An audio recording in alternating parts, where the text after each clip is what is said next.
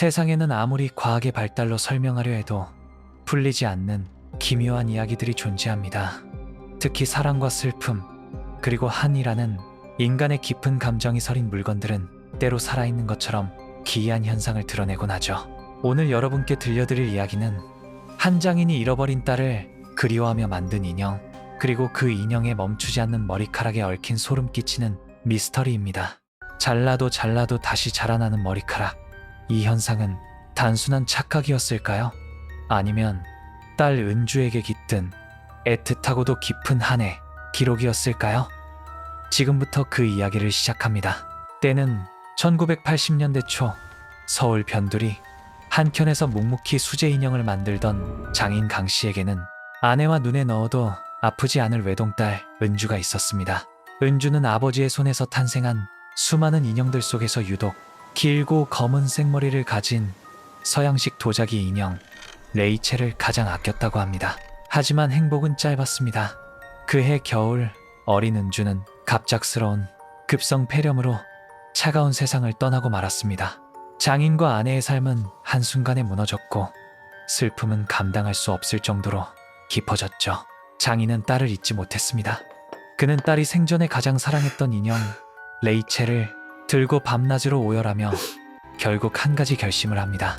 딸의 영혼을 위로하고자 그 인형의 딸을 다시 담아내기로 한 것이죠. 장인은 레이첼 인형의 푸른 눈을 뽑아내고 은주의 영정사진 속 모습 그대로 인형을 빚었습니다. 인형의 이름은 딸과 같은 은주, 그리고 가장 중요한 머리카락은 은주의 실제 머리카락을 잘라 붙였다는 소문이 파다했습니다. 혹은 은주의 머리카락과 흡사한 최상급 인조모를 사용했다는 이야기도 전해집니다.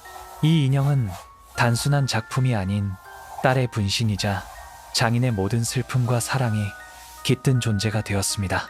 장인은 은주 인형을 침대 옆에 두고 매일 밤 딸에게 하듯 인사를 건넸습니다. 딸의 장례를 치른 지 약 100일이 되었을 무렵 아내는 인형의 머리카락이 어딘가 달라진 것을 발견합니다. 처음 만들었을 때 무릎까지 오던 인형의 머리카락이 이제는 인형이 앉아있는 바착 바닥에 닿을 듯 길어져 있었던 겁니다. 마치 살아있는 사람의 머리처럼요. 아내는 단순한 착각이라 여겼지만 이내 불안감에 휩싸입니다. 머리카락을 자르기 위해 가위를 댈 때마다 느껴지는 단단한 저항감과 잘린 머리카락에서 느껴지는 사람의 모발 같은 탄력은 아내의 손을 떨리게 했습니다. 분명 인형의 머리카락인데 마치 살아있는 무언가를 자르는 듯한 섬뜩함이었습니다. 장인 부부는 이것이 딸 은주가 자신들의 사랑에 반응하는 기적이라 여겼지만 인형에 얽힌 기이한 현상은 여기서 멈추지 않았습니다. 머리카락은 단 한 번도 성장을 멈추지 않았습니다. 잘라준 지 3, 4개월이 지나면 어김없이 다시 길어져 바닥을 덮었습니다. 그리고 어느 날 새벽 잠에서 깬 장인은 습관처럼 인형의 머리카락을 쓰다듬었습니다. 그런데 그의 손에 차가운 물기가 묻어나왔습니다. 분명 만지기 전까지는 건조했는데 인형의 머리카락은 마치 갓 감은 듯 촉촉하게 젖어 있었던 겁니다. 장인은 온몸에 털이 곤두서는 것을 느꼈습니다.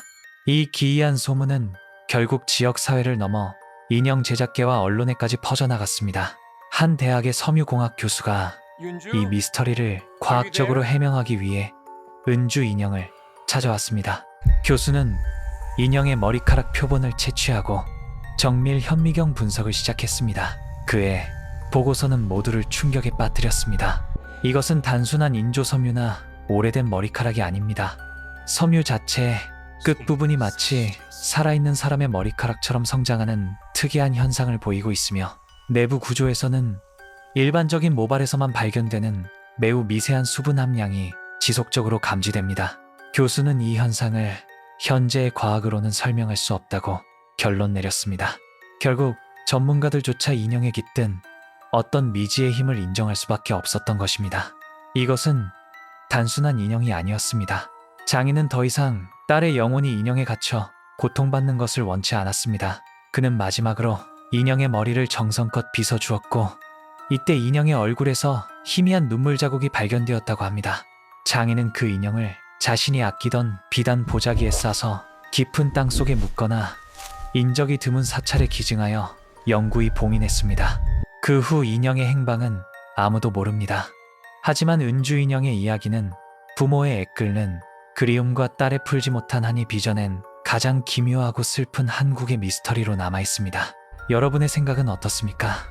이것은 단순한 전설일까요? 아니면 우리 주변에도 숨어있는 또 다른 미지의 현상일까요?